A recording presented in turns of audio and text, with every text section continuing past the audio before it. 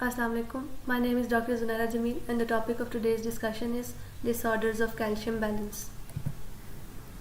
First, we are going to discuss some of the gains and losses of calcium in the body.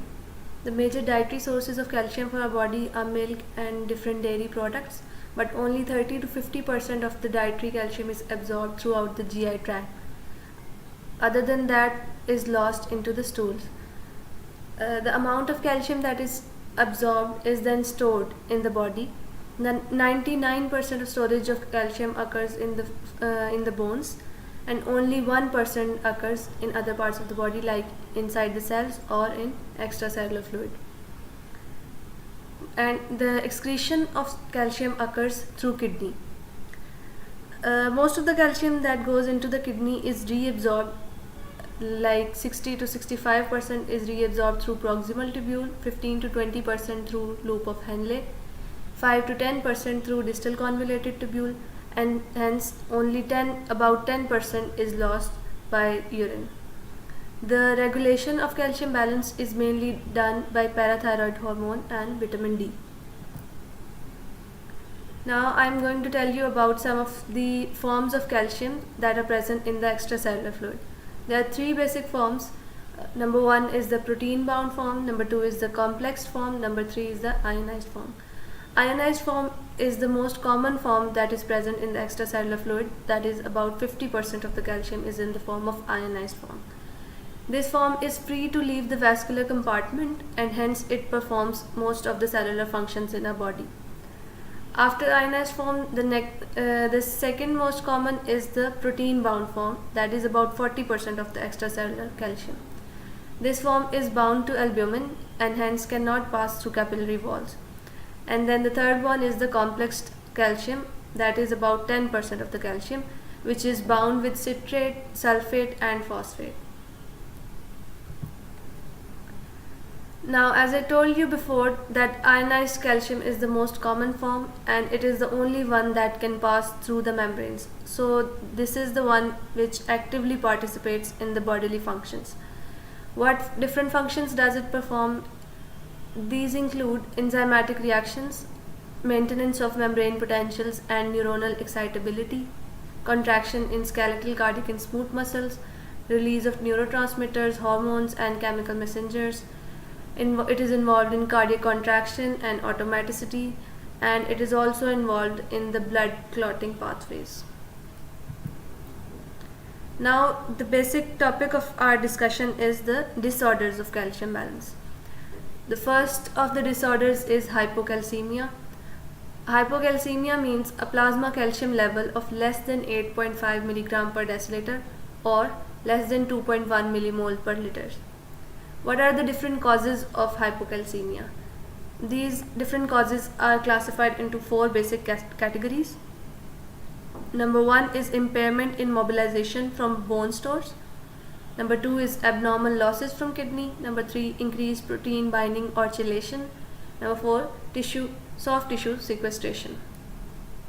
I'm going to explain all these four in the next table. So this is a table from your book. On the left are shown different causes of hypocalcemia. So we are going to discuss them one by one. Number one is the impaired ability to mobilize calcium from bone. So as I told you before, that bone is the main storage point of calcium. 99% of our calcium in our body is stored in the bone. So whenever the body has the inability to mobilize that calcium from the bones, the serum calcium levels would become low. So I told you before, parathyroid hormone is the main hormone responsible for maintaining the serum calcium levels. So whenever there is hypoparathyroidism, that means there is decreased parathyroid hormone, so serum calcium level could not be increased because parathyroid hormone is the hormone which brings calcium from the bones. And the other example would be resistance to the actions of parathyroid hormone. This is called pseudo-hypoparathyroidism.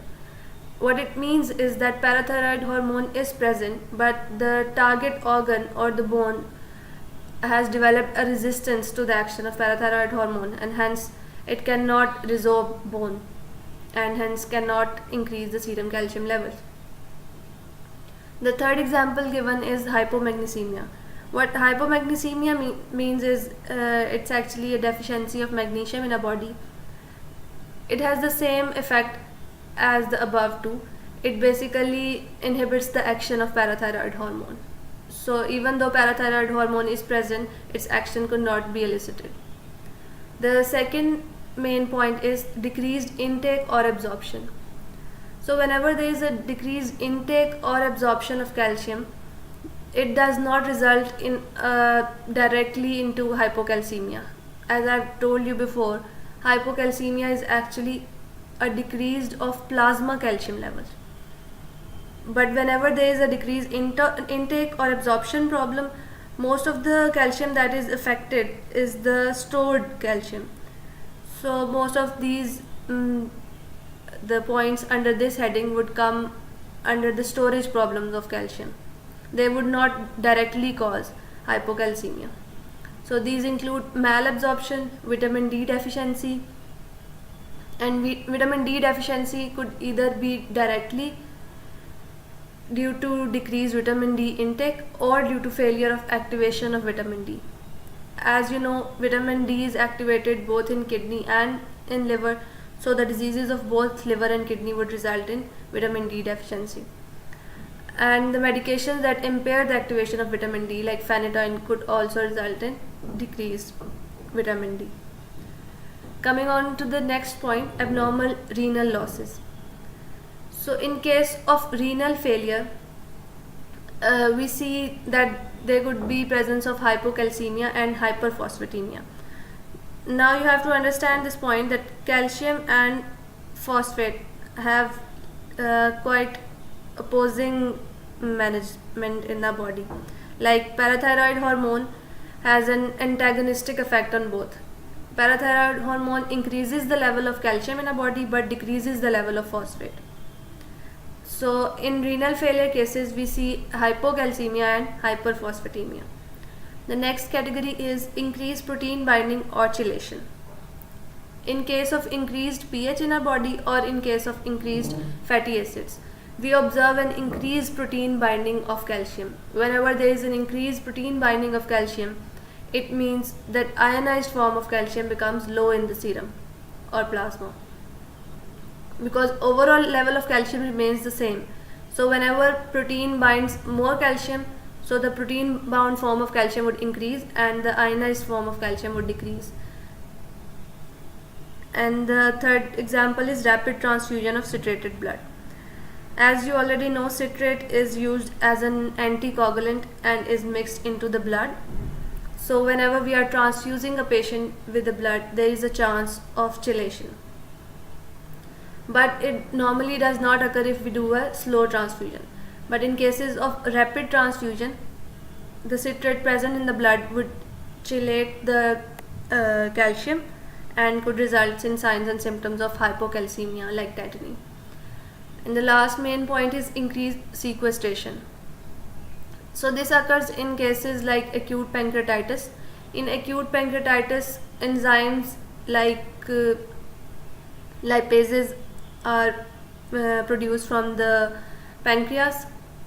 What these lipases do, they increase fatty acid production, and these fatty acids binds calcium and form soaps or saponification, and hence calcium is sequestered in the body. On the right are given the laboratory values. As I've told you before, serum calcium below 8.5 and less than 2.1 millimole per liter is diagnostic of hypocalcemia. Then there are written different clinical manifestations of hypocalcemia. There are different clinical manifestations, and the first ones are due to the increased neuromuscular excitability symptoms. So whenever there is increased neuromuscular excitability, the patient would present with signs and symptoms of paresthesias like numbness and tingling, skeletal muscle cramps, abdominal spasms and cramps, hyperactive reflexes, carpopedal spasms, tetany, laryngeal spasm, and positive Schwastek and Trousseau sign. I'm going to explain these further in the next slides. And then the cardiovascular manifestations include hypotension, signs of cardiac insufficiency, failure to respond to drugs that act by calcium-mediated mechanisms, prolongation of QT interval, and in skeletal manifestation in chronic forms include osteomalacia, bone pain, deformities, and fractures. Okay, now I have divided the clinical manifestations into acute and chronic forms. So when there is acute hypocalcemia, the clinical manifestations are different. Mostly in acute cases, there are signs of increased neuromuscular excitability and cardiovascular effects. The signs of neuromuscular excitability include paresthesia, tetany, laryngeal spasm, and seizures. And cardiovascular effects include hypotension, cardiac insufficiency, cardiac dysrhythmias. Schwastek signs and Trosso signs are also present in acute cases. What is Schwastek sign is that in a patient with hypocalcemia, when you tap the skin of their face around the temple, the spasm of muscles of lips, nose, and cheek may occur. And Trosso sign is that you inflate the cuff, the BP cuff on the arm of a patient, and a carpopedal spasm develops in the arm. What is a carpopedal spasm? It is the spasm of the muscles of the hand. So both these signs represent acute hypocalcemia. Then in cases of chronic hypocalcemia, skeletal changes and skin changes start to occur. Skeletal changes may include bone pain, fragility, deformity, and fractures. And skin changes may include the drying and scaling of skin, the nails become brittle, hair become dry, and the development of cataracts occurs. So what to do for the treatment of hypocalcemia? In case of acute hypocalcemia, it is considered to be an emergency, and IV calcium gluconate or calcium chloride are given to the patient. But in cases of chronic hypocalcemia, the first intervention to be done is to increase the dietary intake of calcium. That is followed by oral supplements, and then in some cases vitamin D could be given or synthetic parathyroid hormone could be given depending upon the cause of hypocalcemia. The next disorder is hypercalcemia. It is the plasma calcium concentration more than 10.5 mg per deciliter or more than 2.6 millimole per liter. A false increase in calcium could also be observed in cases of tourniquet effect. Tourniquet effect is when the patient's arm has been tourniqueted or for blood transfusion, and due to long tourniquet there may appear to be an increase in calcium levels. In cases of hyperalbuminemia and hyperglobulinemia, there may also appear to be an increase in calcium level, but this actually happens due to overall increase in calcium. The ionized form of calcium is not increased. This chart now illustrates all the different causes of hypercalcemia. Number one is the increased intestinal absorption. So whenever there is excessive vitamin D or there is excessive calcium in the diet, or a patient is taking large quantities of calcium along with antacids, these are different causes of increased intestinal absorption.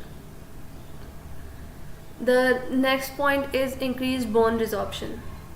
So in case of patients with increased level of parathyroid hormones, there would be increased bone resorption, and so the serum levels of calcium would increase. The other causes include malignant neoplasm and prolonged immobilization. Due to prolonged immobilization, the demineralization of bones starts, and hence the serum calcium levels increase. The malignancy effect I would explain further. The third main point is decreased elimination. In case of thiazide diuretics, there is a decreased elimination of calcium and increased absorption of calcium is there. So in labs we would find a serum calcium above 10.5 or above 2.6 millimole per liters. What would be the clinical manifestations? There would be impaired ability to concentrate urine, and exposure of kidney to increased concentration of calcium would occur, and the following effects would be seen. The presence of polyuria, polydipsia, flank pain, signs of acute and chronic renal insufficiency, signs of kidney stones. The GI manifestations would include anorexia, nausea, vomiting, constipation. The neuromuscular effects would be muscle weakness and atrophy, ataxia, loss of muscle tone, and skeletal manifestations would be osteopenia, osteoporosis. CNS effects would be lethargy, personality and behavior changes, stupor, coma. And then the cardiovascular effects include hypertension, shortening of QT interval, and AV blocks. So this is again a representation of the same in clinical manifestations given in the table before. Another condition associated with hypercalcemia is hypercalcemic crisis. It is an acute increase in calcium level, and it may occur due to some malignancies or due to hyperparathyroidism. The signs and symptoms would include cardiac dysarrhythmias, oliguria, excessive thirst, volume depletion, fever, and altered mental status, and death may occur by cardiac arrest.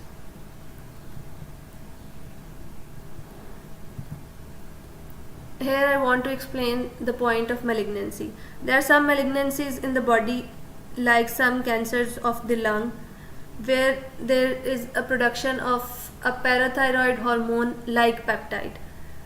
Like, it is not actually parathyroid hormone, but it is a protein that is similar in structure to parathyroid hormone and acts on the same receptors as parathyroid hormones, and that is why there is increased level of calcium in the body in cases of malignancies, because it acts like parathyroid hormone and increases the serum level of calcium.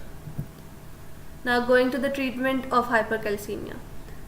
The mainstay of treatment is rehydration, that is the fluid replacement of the patient, and another way is to increase urinary excretion of calcium. That is done through the use of diuretics, especially loop diuretics.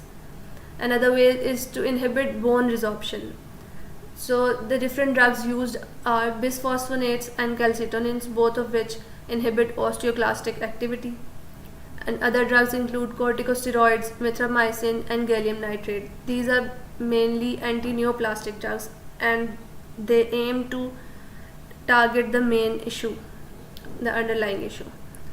And in severe cases, the dialysis may be the last option to treat hypercalcemia in the patient. Thank you.